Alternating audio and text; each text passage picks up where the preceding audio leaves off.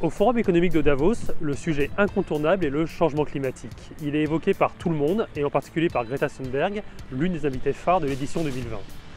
Dans un rapport publié lors du sommet sur les risques mondiaux, les décideurs économiques placent en tête l'inaction climatique, devant les armes de destruction massive, les épidémies, la perte de biodiversité ou encore les crises de l'eau.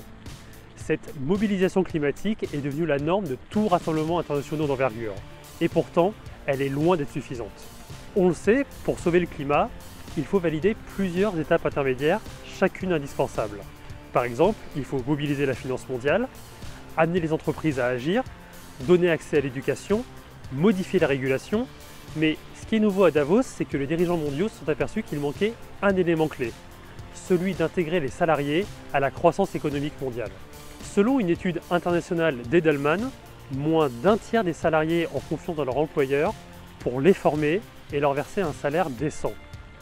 Dans un rapport du Global Risk, du Forum économique mondial, les auteurs écrivent que, partout dans le monde, y compris en France, la colère des salariés grandit à l'encontre d'un système qui a failli à leur permettre de croître sur l'échelle sociale. Cette colère mondiale est un obstacle à la lutte contre le changement climatique.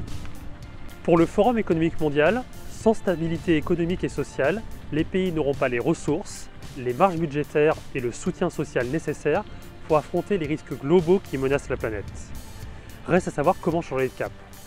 L'éditorialiste du Financial Times, Andrew Hedgecliffe Johnson, a la bonne formule.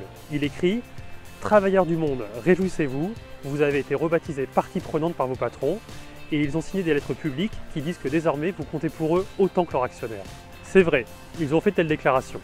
Mais il y a encore loin de la coupe aux lèvres. Pour la présidente européenne Ursula von der Leyen, au-delà des paroles, il s'agit de faire un choix beaucoup plus systémique. Choisir entre le capitalisme des actionnaires, qui a pour seul objectif le profit de ces derniers, et, à l'inverse, le capitalisme des parties prenantes, qui touche à la responsabilité sociale, la responsabilité de chaque employeur vis-à-vis de ses travailleurs et de leur famille.